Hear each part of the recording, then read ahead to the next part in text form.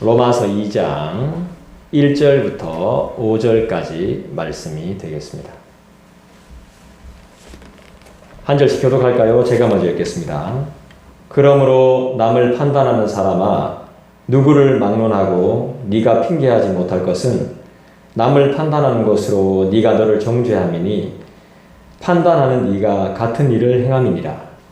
이런 일을 행하는 자에게 하나님의 심판이 진리대로 되는 줄 우리가 아노라. 이런 일을 행하는 자를 판단하고도 같은 일을 행하는 사람아, 네가 하나님의 심판을 피할 줄로 생각하느냐. 혹 네가 하나님의 인자하심이 너를 인도하여 회개하게 하시는 말씀하여 그의 인자하심과 용납하심과 같이 참으심이 풍성함을 열심하느냐. 함께 읽을까요? 다만 네 고집과 회개하지 아니한 마음을 따라 진노의 날 곧 하나님의 의로우신 심판이 나타나는 그날에 이 말 진노를 내게 쌓는도다. 아멘. 주중에 이제 질문을 갑자기 해봤는데 제가 이제 확인을 못했습니다. 너무 바빠가지고. 이번 한 주는 진짜 바빴습니다. 더 바빴습니다. 울기도 많이 울고 눈병이 났습니다. 보입니까? 눈병이 날 정도로 많이 울고 힘든 시간을 이제 보냈습니다. 십자가의 도가 뭐냐? 십자가의 길이 무엇이냐?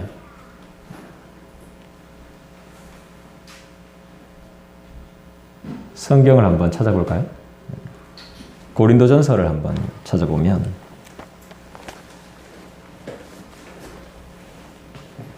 십자가의 도에 대해서 이제 알려주는 구절이 있습니다. 18절 말씀인데요. 고린도전서 1장 18절 말씀입니다. 한번 읽어볼까요? 십자가의 도가 멸망하는 자들에게는 미련한 것이요 구원을 받는 우리에게는 하나님의 능력이라. 네, 십자가의 도가 뭐죠? 결국엔 복음인 거예요. 복음이 뭐예요? 예수께서 우리를 대신해서 죽으셨다는 게 복음이죠. 구속하셨다는 게 복음이에요. 그게 바로 십자가의 도예요. 십자가가 뭐예요? 인간이 고안해낸 사람을 죽이는 방법 중에 최악의 방법이 십자가예요. 사형을 하는 방법 중에 인간이 만들어낸 최고의 악질적인 그 방법이 십자가란 말입니다. 최고의 고통을 맛보면서 죽일 수 있는 방법이 십자가입니다. 그 방법을 하나님이 택하신 거예요. 그걸로 자신의 아들을 주셨어요. 우리를 구원하시기 위해서. 인간이 할 수 있는 최고의 사형법을 하나님이 사용하신 거예요. 십자가의 죽음을 아무도 원하지 않아요. 옛날에 포청천 그 드라마 보면 그 사형받을 때 작두로 죽이죠, 사람을. 개작두를 데려와라 하면 나는 개작두를 받지 않겠다 하면서 막 사형수 한 명 몇 회에 일이 있는데 나는 무슨 작두로 죽겠다 하면서 막 갑자기 그 작두로 뛰어가가 사람들 막 이렇게 붙잡고 있는데 탁 필심해서 막 뛰어가가지고 개작두를 이제 딱 물리치고 다른 작두로 자기가 팍 죽는 이런 장면이 있습니다. 십자가는 사람이 원하는 사용법이 아닙니다. 인간이 만들어낸 최고의 악질적인 그거지만 다 십자가를 부인하는 겁니다. 난 십자가형은 받고 싶지 않다. 다른 건 다 받겠지만 십자가의 형은 받지 않겠다. 그 정도로 거부하는 그거를 하나님은 자신의 유일하신 독생하신 그리스도에게 합니다. 그 이유가 뭡니까? 인간인 우리를 사랑하시기 때문이죠. 어렵죠. 십자가의 도가. 더 쉽게 이야기할까요? 스님들이 다 모였습니다. 우리나라의 최고의 불교 종파가 어느 종파죠? 불교도 종파가 있습니다. 우리 기독교도 이제 파가 다 있는데 교단이 다르고 조계종. 네, 조계종이 최고의 종파죠. 그 다음에 원불교라고 여러분 들어보셨죠? 시작도 끝도 없는 원불교. 그 사람들은 조금 생각이 좀 있는 것 같은데 조계종이 최고의 종파입니다. 거의 뭐 이제 기득권이라고 할 수 있죠. 거기에 문제가 좀 생겼습니다.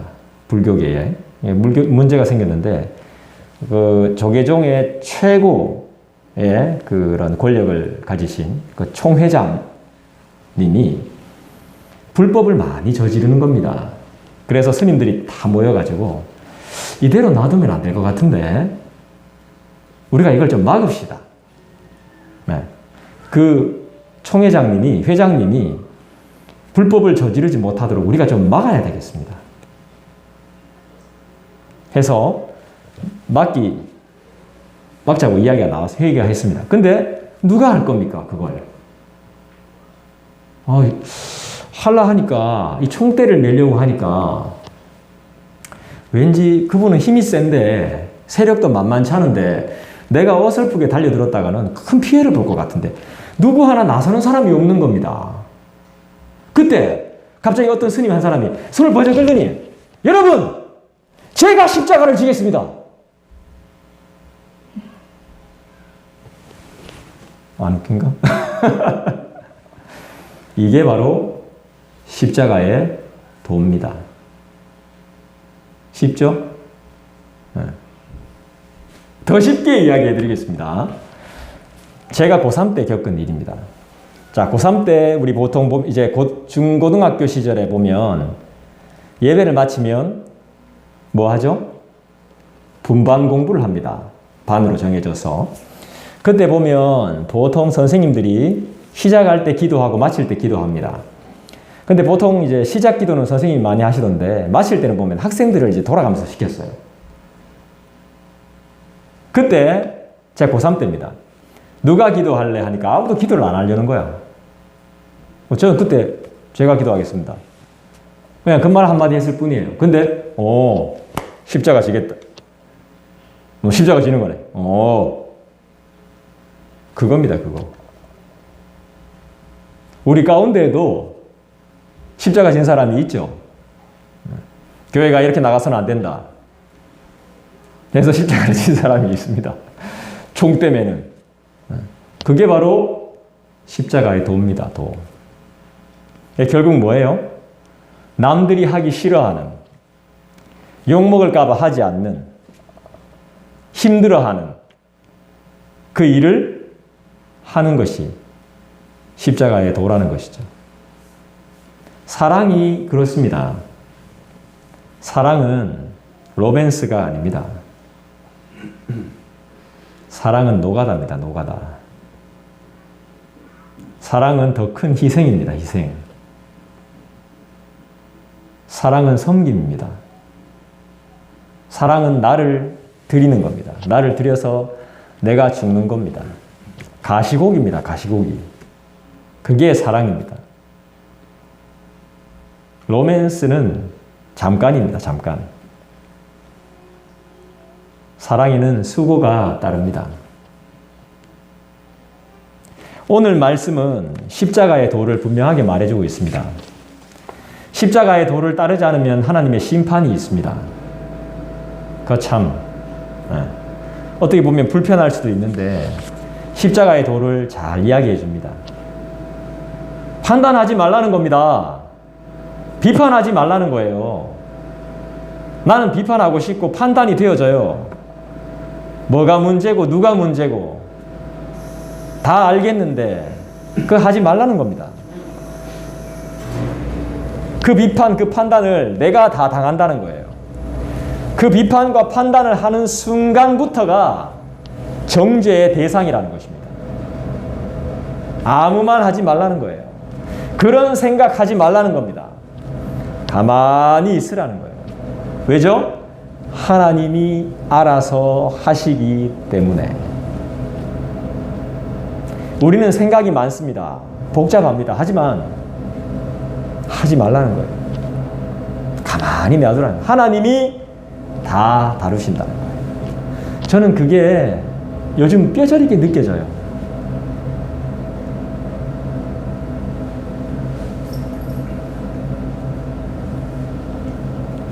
나이가 들수록 어떤 사람의 죽음을 보는 게 신기합니다.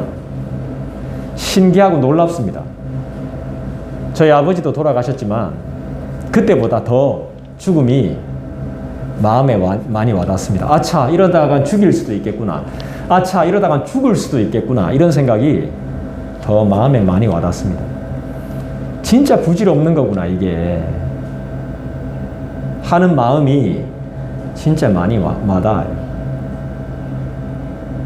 성경은 어릴 때 보는 것도 중요하지만 나이가 들어서도 더 깊이 다가오는 것 같아요.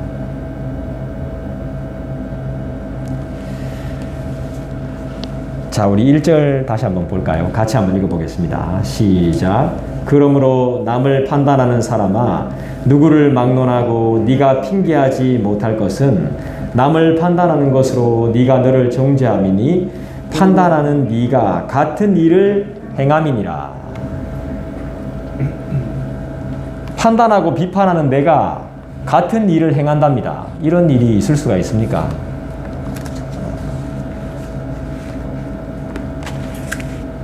야, 저 사람 가능했네? 이러면서 내가 같은 일을 행한답니다.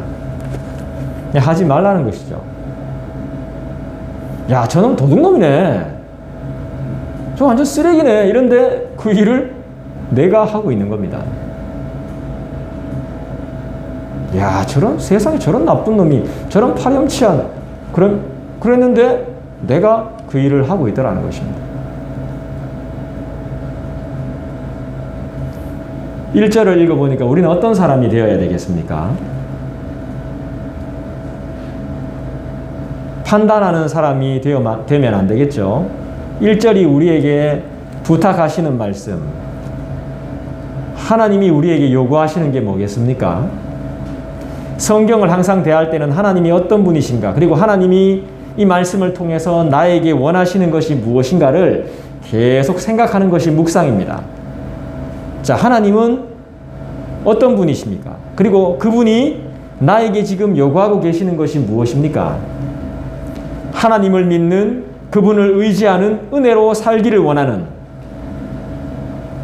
하나님을 영원히 사모하고 예배하기를 원하는 자들인 우리는 어떤 삶을 살아야 되는 것입니까? 하나님이 요구하시는 것이 무엇입니까? 스스로에게 질문을 한번 던져보십시오.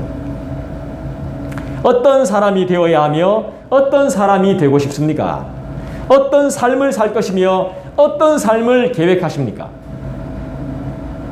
1절 말씀대로 우리는 판사가 아닙니다. 우리는 재판관이 아닙니다. 뭔가를 판단해야 되는 사람이 아닙니다. 비판받아도 안 되고 비판해서도 안 됩니다. 하나님도 아십니다. 우리도 알아요. 씻지 못하면 지저분하기 짝이 없는 존재가 우리입니다.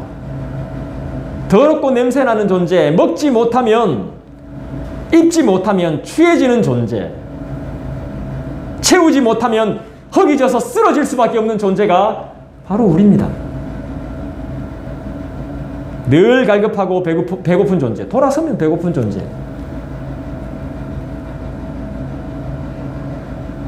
거지가 들었나? 이럴 정도로 진짜 늘 갈급해해요. 늘 허기져요. 늘 부족해요. 늘 채워야 됩니다. 그런 존재인 우리들이 무엇이 그리 잘나서 판단을 하려고 하는 겁니까? 우린 남을 판단하는 존재가 아니라 뭘 해야 되는 존재인지 한번 생각해 보십시오. 판단보다는 사랑해야 되는 존재 아닙니까? 그리스도의 사랑을 먼저 알려주고 그리스도의 사랑을 실천해야 되는 존재가 바로 우리들인 것이죠. 그렇게 하지 못한 것을 더 안타까워해야 되는 것이죠. 그리고 비판보다는 이해를 할 수 있는 존재가 되어야 되는 것이죠. 하나님은 지금 그걸 우리에게 부탁하고 계시는 거 아니겠습니까? 위로해주는 존재, 도와주고 필요를 채워주며 섬겨주는 존재, 내가 원하는 것을 요구하는 존재가 아니라 그가 갈급한 것이 무엇인지를 먼저 생각해 줘야 되는 존재, 그게 우리죠. 그런데 우리의 삶을 돌아보면 판단하는 삶으로 정죄하는 삶을 살아가는 경우가 너무 많다는 것입니다.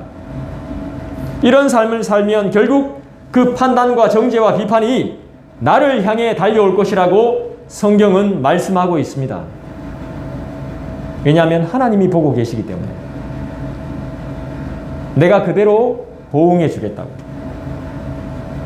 네가 한 대로 갚아 주겠다고.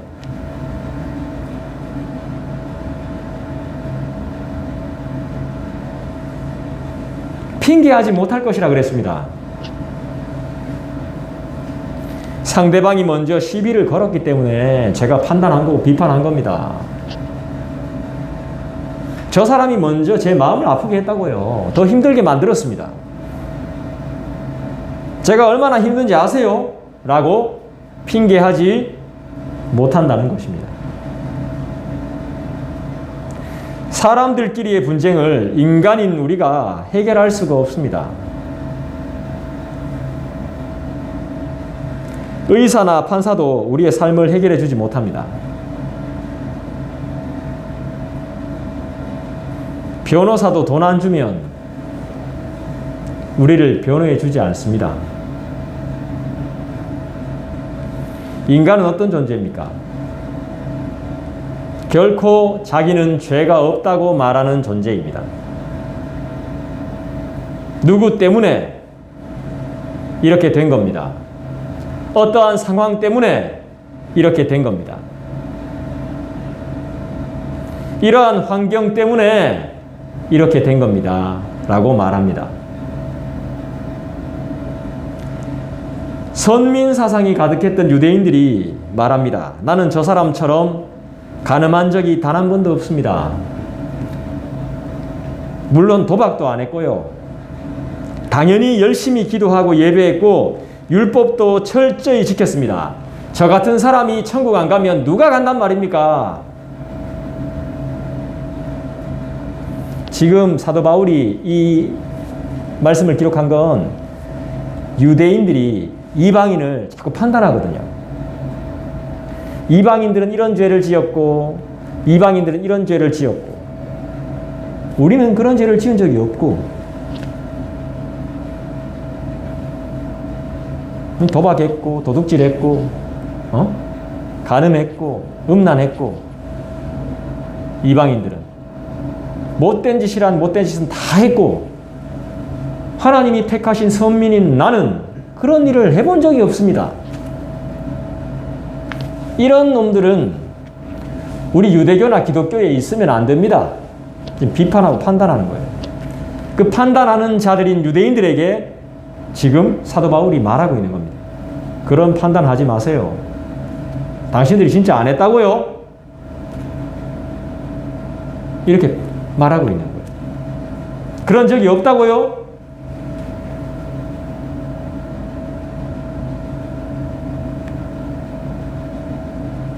그럼 당신은 생각은요? 육신으로 그런 죄를 짓지 않았다면 생각은요? 당신의 마음은요? 하면서 지금 사도 바울이 이야기하고 있는 겁니다.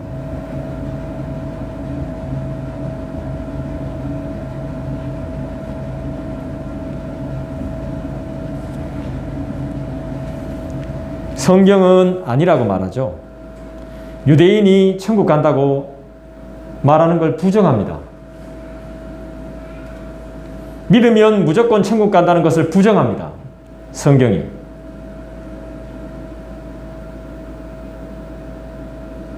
네가 비판하는 그 죄악을 너도 똑같이 행했다고 성경은 가르치고 있습니다. 증거 있습니까? 증거요? 육체적으로만 안 했다는 것뿐이지 이미 정신적으로 겉으로만 안 그런 채 할 뿐이지 속은 이미 벌써 하고도 남았다는 것입니다. 무슨 말인지 알겠습니까? 똑같다는 것입니다. 결국엔. 유대인이나 이방인이나 똑같다는 것입니다. 하나님 보실 때는 의인이 아니라는 것입니다. 누가 도대체 의인입니까? 믿기만 하면 의인 되는 겁니까? 진짜 믿기만 하면 구원 받는 겁니까? 믿기만 하면, 하나님 믿기만 하면 모든 게 다 잘 되는 겁니까? 하나님 안에서 소망만 가지면 다 이루어집니까?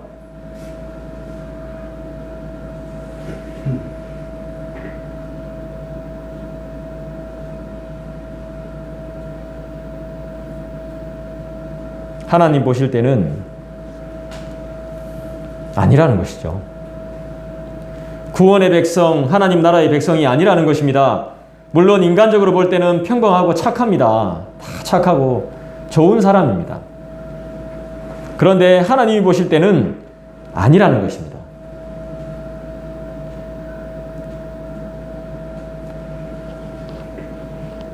잘 들어보십시오. 사람 속이는 거 의외로 어렵지 않습니다. 이게 무슨 말이죠? 사람 속이는 거 쉽습니다. 내가 다른 사람 속여본 적 없습니까? 의외로 사람 속이는 거 어렵지 않아요.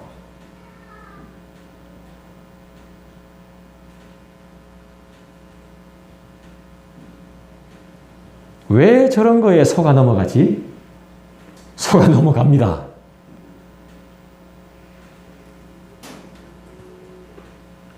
사람은 그렇게 생각해요. 왜 저런 거에 속지? 하지만 속아요.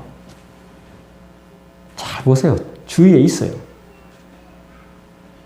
속이는데도 몰라요. 모른 척 하는 건지. 서로가 서로를 속여요.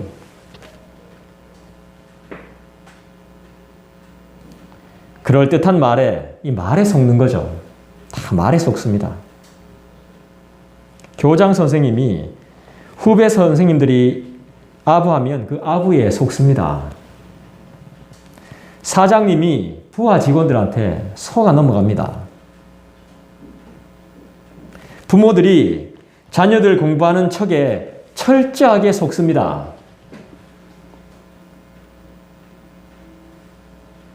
결국에는 사람은 한계가 있다는 것입니다. 보이지 않는 것을 보지 못한다는 것입니다. 그러니까 보이는 것으로, 그 좁은 것으로 모든 것을 판단합니다. 그러니까 일을 만드는 거죠. 깊은 속뜻을 모릅니다. 서로가 무슨 말인지도 몰라요.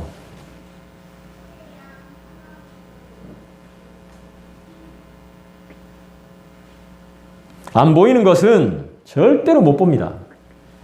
내가 그걸 알았습니다. 나는 진짜 보고 있는 줄 알았습니다. 근데 보이지 않는 것은 절대 못 보더만요.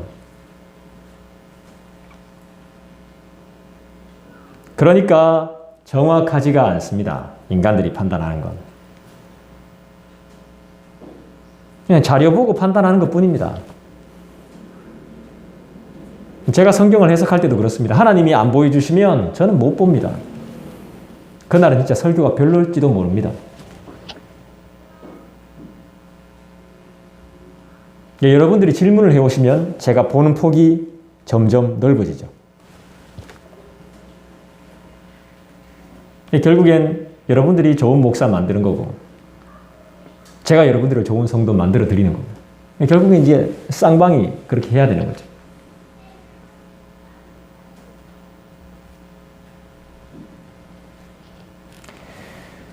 그렇다고 해서 저는 인간을 무시하지는 않습니다. 인간은 어느 정도의 분별력과 판단력은 가지고 있습니다. 어느 정도의. 누구나 다. 하지만 그 작은 판단력과 분별력이 정확하고 전부는 아니라는 것입니다. 그게 성경이 말씀하는 진단입니다. 그 판단력과, 그 작은 판단력과 분별력으로 깊은 것까지 다 알아낼 수 없다는 것입니다. 인간의 지혜로 모든 것을 다 알 수 없다는 것이죠. 지적인 능력으로.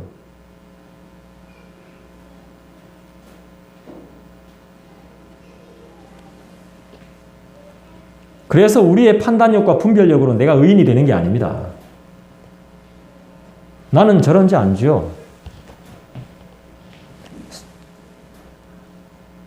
생각도 없어. 안 해. 이걸로 의인이 되는 게 아니라는 것이죠.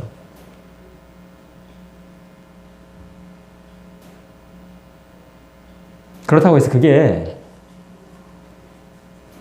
잘못됐다는 게 그게 좋은 거예요. 그거보다 못한 사람도 많아요.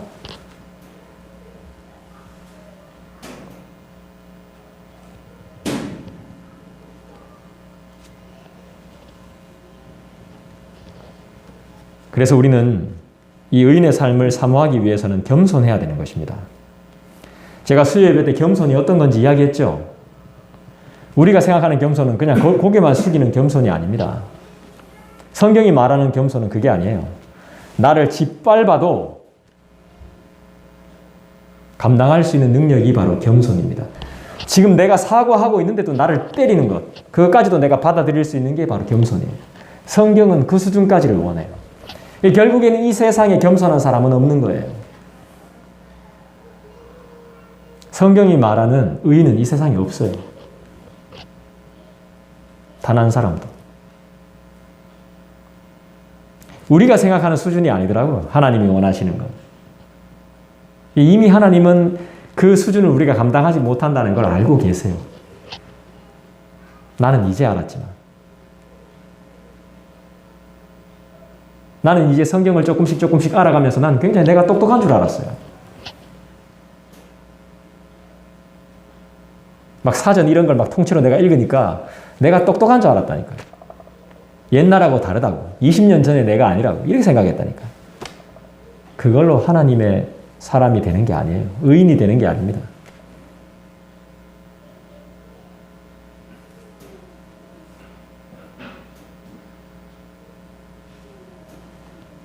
의인의 삶을 사모하지도 않죠.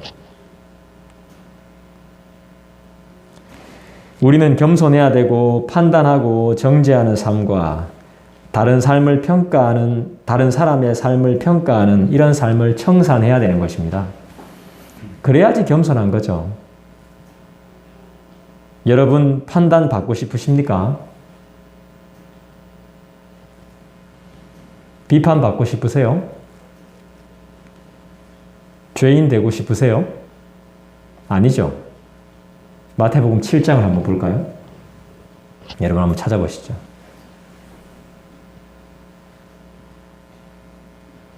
우리 주님께서는 분명하게 말씀하셨습니다. 마태복음 7장 1절을 여러분들이 한번 읽어주시겠습니까? 시작. 비판을 받지 아니하려거든 비판하지 말라. 네. 할렐루야. 판단을 받지 않으려면 판단할 것이 아니겠죠. 주님은 분명히 말씀하셨습니다. 2절 보겠습니다.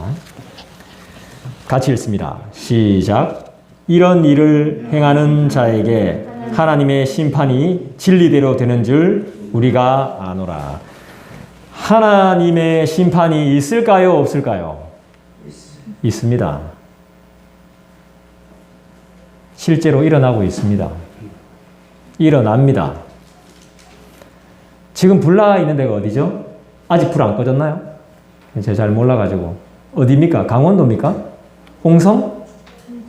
응? 홍진? 울진? 울진? 울진은 우리 여기잖아. 울진. 두 군데. 그것만 심판이 아닙니다. 그런 심판도 있지만 또 다른 심판 많습니다. 하나님이. 드러내면 심판 엄청납니다. 지금 안 드러내고 그냥 심판하고 있어서 그렇지 한두 개가 아닐 겁니다. 진리대로 이루어짐을 믿습니다.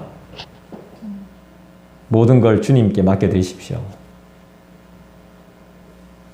이래 말하면 무슨 말인지 잘 모를 겁니다. 진리가 뭐냐고 물으면 우리는 딱 말하기가 애매합니다. 진리의 하나님이십니다 라고 말하면 도대체 어떤 하나님입니까?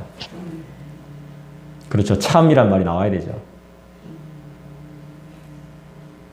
그러니까 하나님이 하셔야 되는 겁니다. 하나님이. 모든 걸. 우리 하나님은 어떤 분? 진리의 하나님. 진리가 뭐냐? 진리는 분명한 것입니다.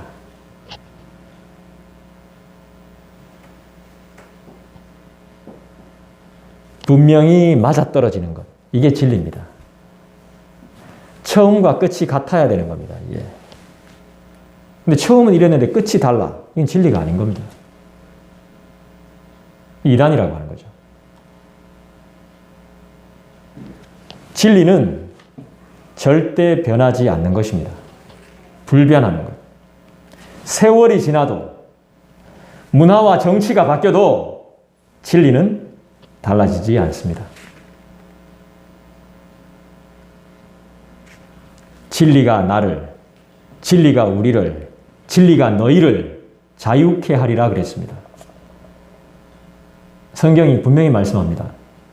진리는 우리를 자유케 한다. 분명히 말하면 너희를이라고 말씀합니다. 지금 진리를 받고 있는, 말씀을 듣고 있는 우리를 자유케 한다라고 말했습니다. 어떤 죄를 짓고 있건 상관없습니다. 어떤 상황이든 어떤 상태든 상관없이 진리가 우리를 자유케 하는 것입니다.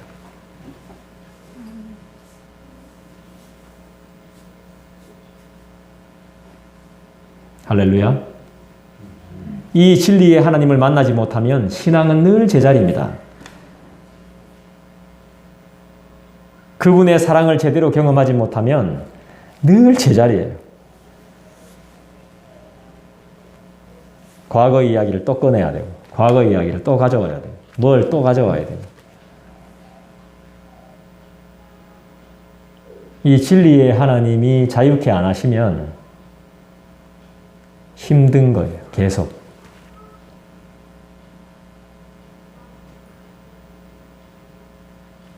그분의 용서와 길이 참으심을 제대로 경험하지 못하면 믿음의 삶을 못 살아요.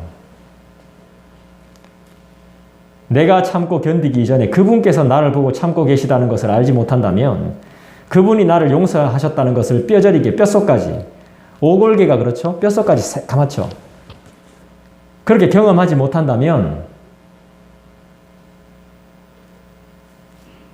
힘들어요, 사는 게. 늘 때려치고 싶어요.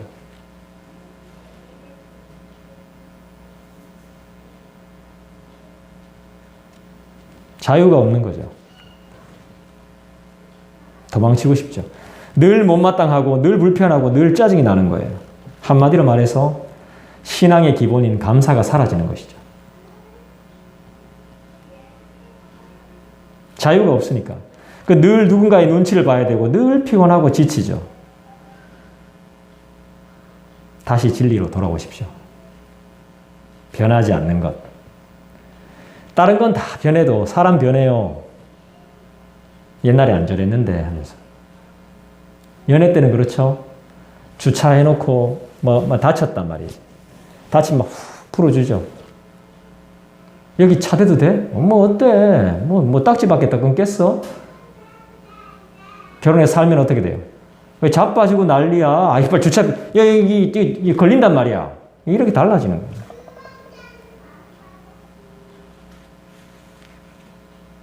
사람은 변합니다. 정치도 변하고, 색깔도 변해요. 음식도 변해요. 딸기, 제가 오늘 우리 집에 가서 딸기 먹으려고 딸기 미리 사놨는데, 그 제대로 보관 못했더니 다 막 곰팡이 펴가지고 막. 변해요.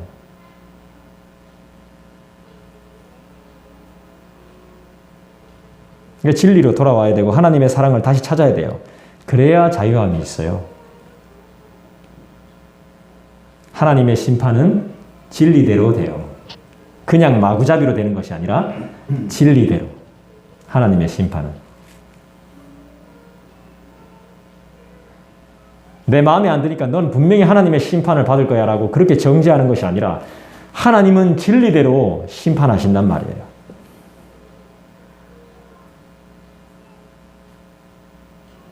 하나님은 절대로 변하지 않죠. 그리고 아주 공정하고 공평하시죠. 하나님의 심판은 진리대로 됩니다. 그리고 분명할 것입니다. 깜짝 놀라게 될 겁니다. 믿음 없음을 후회하고 자신의 잘못을 분명 깨닫게 될 것입니다. 결국 우리에게 일어나는 모든 일들 가운데 우리가 해결할 수 없는 일들은 믿음으로 해결해야 됩니다. 문제가 쌓이고 쌓여간다면 결국 믿음으로 해결하지 못했다는 것입니다. 성경의 핵심 주제가 뭐죠?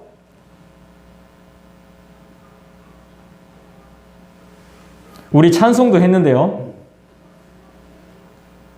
5절에 나왔는데요. 성경의 핵심 주제 따라합시다. 예수. 성경의 핵심은 예수입니다.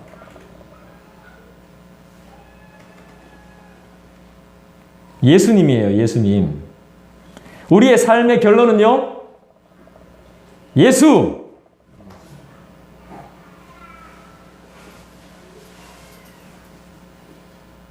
우리는 무엇을 향해 달려가죠? 무엇을 위해 사는 거죠? 우린 누굴 닮아가야 되는 거죠? 누구의 이름으로 응답을 경험해야 되는 거죠?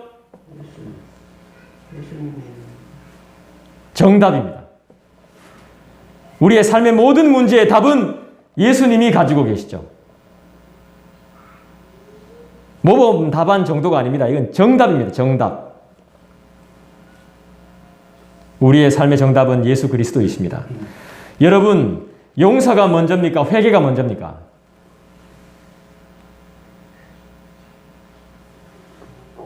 순서 중요하지 않습니다. 근데 굳이 따지자면 용서가 먼저입니다. 그렇죠. 우리가 이미 용서받았거든요. 내가 회개하기 전에 주님이 용서하셨다고 말씀하셨거든요. 그래서 우리는 그 은혜에 무릎 꿇게 되는 거죠. 회개하게 되는 겁니다. 회개를 안 하니까 저 모양이지가 아닙니다. 우린 이미 용서를 받았어요. 누구나 다. 이미 용서했어요. 그죠? 자녀들이 잘못해도 이미 다 용서했어. 집 나간 그 순간부터.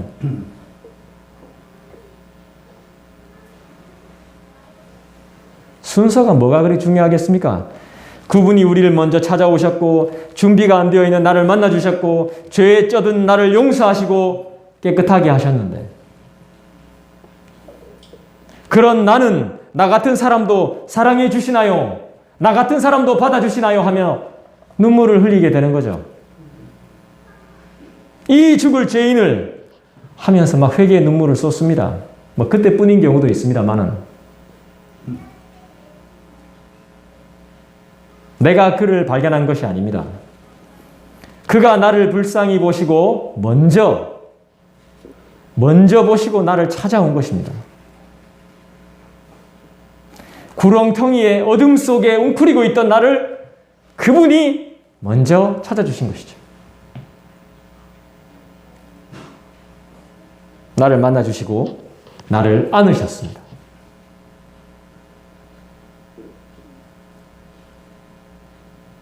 여러분, 불쌍히 여깁시다. 내가 불쌍함을 경험했으니까 남도 불쌍하게 여기십시다.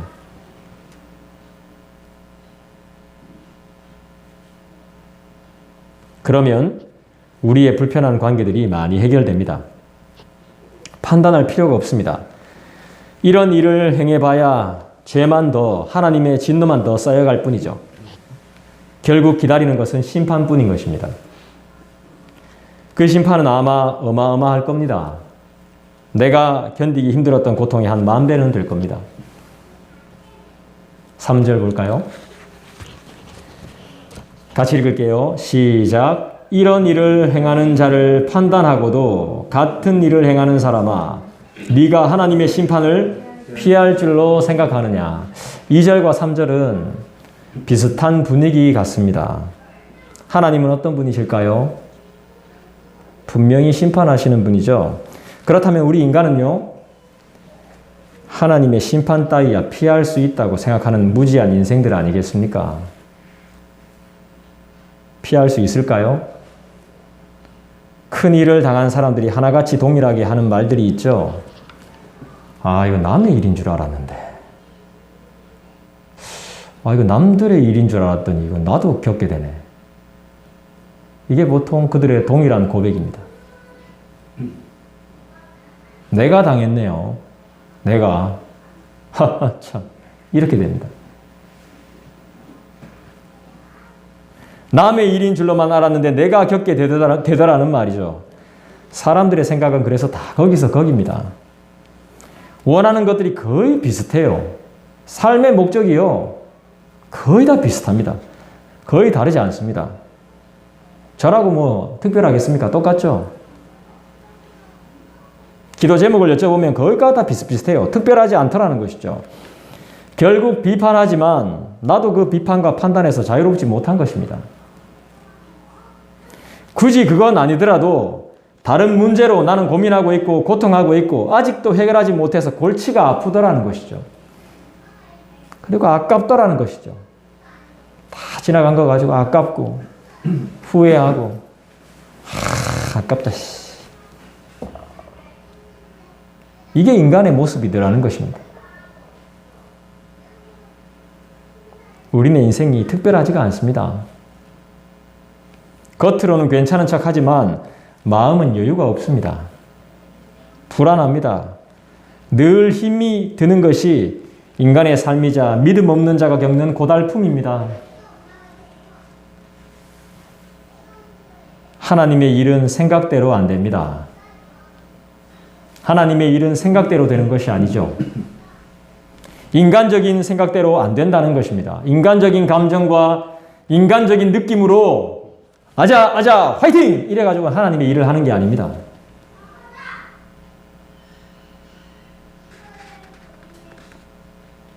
별로 좋지 않은 예입니다만 이번 대선이 그랬습니다.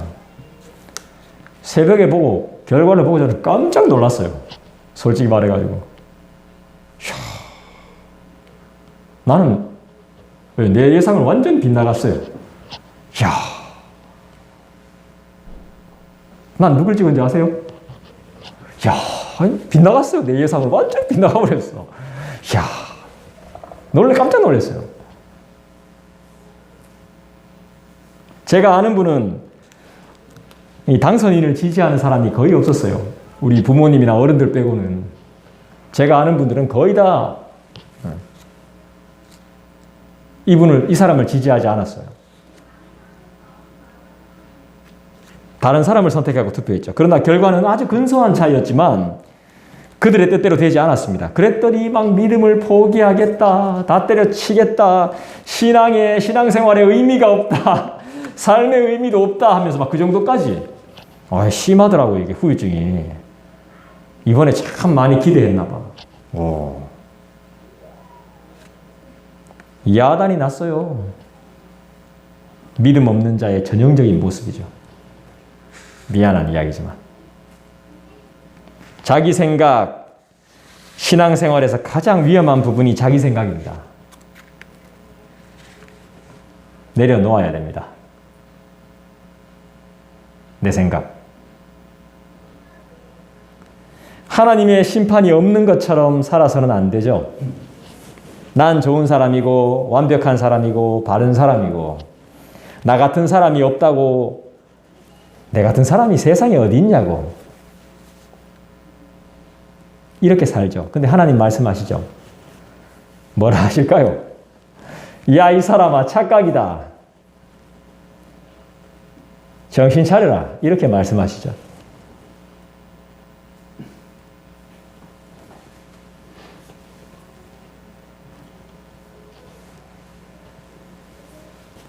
사절 볼까요?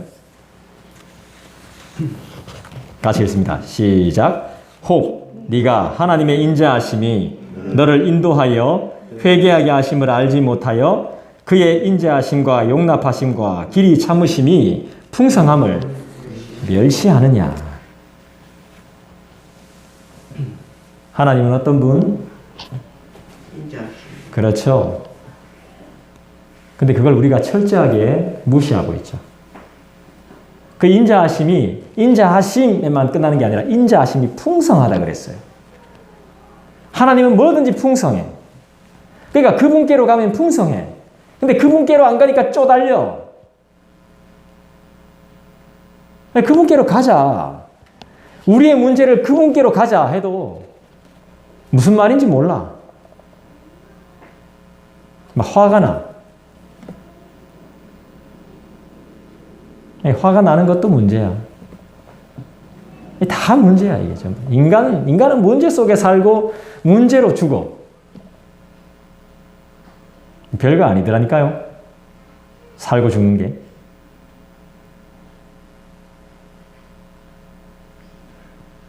하나님은 인자하십니다. 그럼 인간은 어떻습니까? 그런 하나님의 인자하심을 악의적으로 이용하려는 아니면 없는 것처럼 무시하고 멸시하려고 하는 것이 인간이 하는 일이래요. 하나님이 하시는 일은 사람을 살리는 일인데요. 왜죠? 한 영혼을 천하보다 귀하게 여기신다고 말씀하셨으니까요. 근데 인간인 우리들은 어떻죠? 비판하고 또 비판하고 또 판단하고. 그러면 그렇지. 아니나 다를까. 그 자기 자신을 모르는 거예요. 계속 판단하고 비판하고.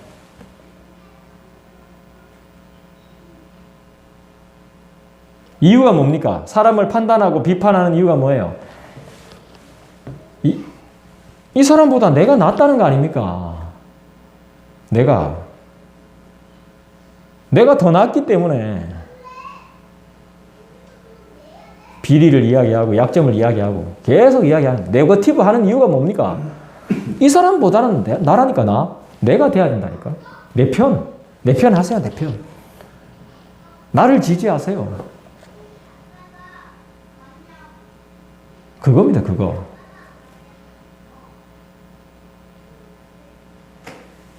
내가 더 높아지기 위해서입니다. 내가 더 좋은 사람, 더 나은 사람이라는 것을 밝히기 위해서죠. 죄를 짓는 죄인도 문제지만 이런 사람들도 사실 답이 없어요. 하나님이 인정해 주시면 된다 말하면서도 행동은 전혀 다릅니다. 말과 행동이 다른 거죠. 우리는 이걸 이제 위선이라고 하죠. 우리도 마찬가지입니다, 이건. 나도 마찬가지고. 이게 우리가 주의해야 될 부분인 것이죠. 그 누구도 피해갈 수가 없다는 사실입니다. 하나님은 우리를 인도하시죠. 어떻게? 선한 길로 인도하십니다. 믿습니까? 그리고 자신을 돌아보게 하시고 회개하게 하시며 그 가운데 내 모습을 보고 많은 걸 깨닫게 하시죠. 죄 가운데 있더라도 여러분들이 깨닫는 은혜가 있다면 사는 것입니다. 깨달아 안다면. 난 그래서 소망이 있습니다. 우리 모두에게. 우리 속담에 이런 말이 있습니다. 똥 묻은 개가 겨 묻은 개 나무랜다는 말이 있죠.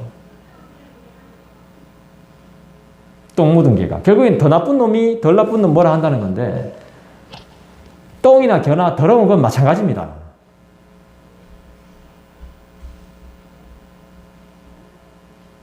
겨 묻은 개도 똥 묻은 개를 뭐라 할 수 없고 똥도 겨를 뭐라 할 수가 없어. 둘 다 똑같아요. 더러운 건. 어차피 벗고 씻어내야 되는 건 똑같은 겁니다. 내가 좀 덜하지 그래도. 내가 좀 더 낫지. 이게 중요한 게 아니에요. 하나님 앞에서.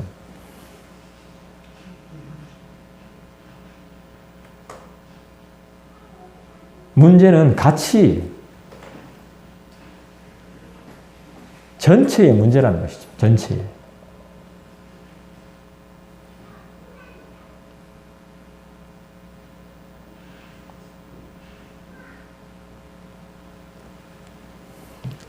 흉보지 말라는 건 결국에는 쉽게 말하면 왜 흉보고 있습니까? 성경은 그걸 철저하게 싫어합니다.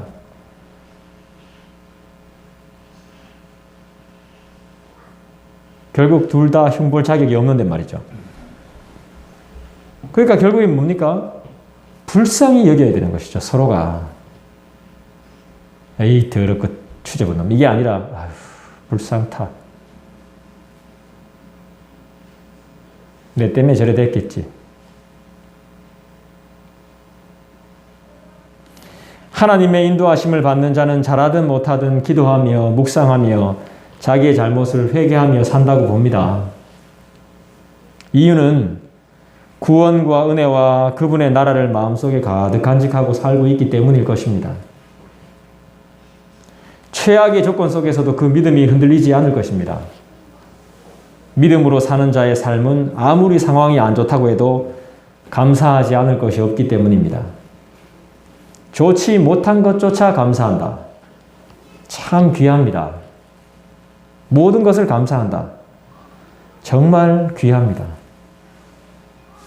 우리 하나님은 인자하십니다. 감사하십시다. 그 인자하심이 영원하십니다. 우리의 회개를 기다리십니다. 이미 용서하고 기다리십니다. 우리를 끝까지 용서하시는 분이 우리 하나님이십니다.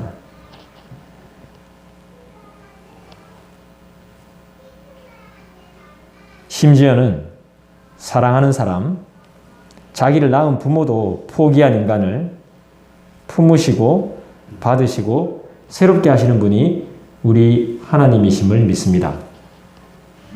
그리고 이 모든 것이 풍성하신 분이 우리 아버지이시죠. 그분을 전하는 삶을 사시기를 부탁합니다. 마지막으로 5절 보겠습니다. 같이 읽을까요?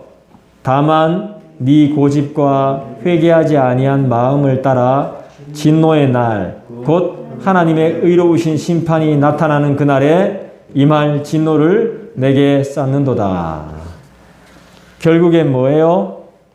하나님이 고집과 회개하지 않는 마음은 동일한 거예요. 고집이 인생을 망치는 거예요. 이렇게 배우고 들었음에도 불구하고 사람은 자기의 고집을 놓지 못해요. 자기의 틀이죠, 틀. 자신의 세계관을 놓지 못해요. 좋은 말로 이야기하면. 마음으로 회개하지 않는다는 거예요. 버려야 될 것을 빨리 버리지 않아요. 그러면 삶에 큰 화가 생겨요. 쌓이고 쌓이면 더 잘 타요. 불이 붙어버리면. 결국 겉이 문제가 아니에요. 껍데기가 문제가 아닙니다. 모든 문제는 속에서 벌어지고 있는 것입니다.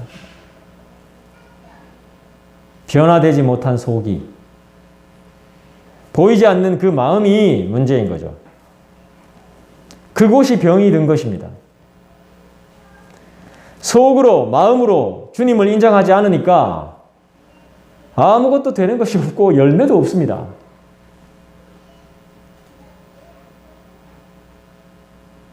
아니, 뭔가 좀 남아야 되는데 남아있는 것은 쌓여가는 진노뿐이에요.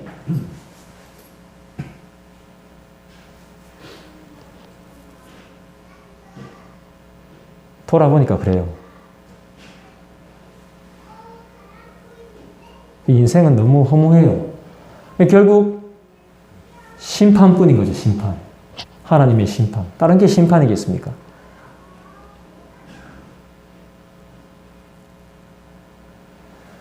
옳고 그름을 분명히 아시는 그분께로 돌아가십시다. 내 고집을 좀 뿌리 뽑고 내려놓고, 그리고 그분을 기억하십시다. 그분의 인자하심을 믿으십시다. 그분의 회복케 하심, 그분의 능력을 믿으십시다. 우리 하나님은 우리가 무시해야 될 대상이 아님을 믿습니다. 왜냐하면 우리를 심판하시는 분이시기 때문입니다. 여러분, 우리는 진리가 아닙니다.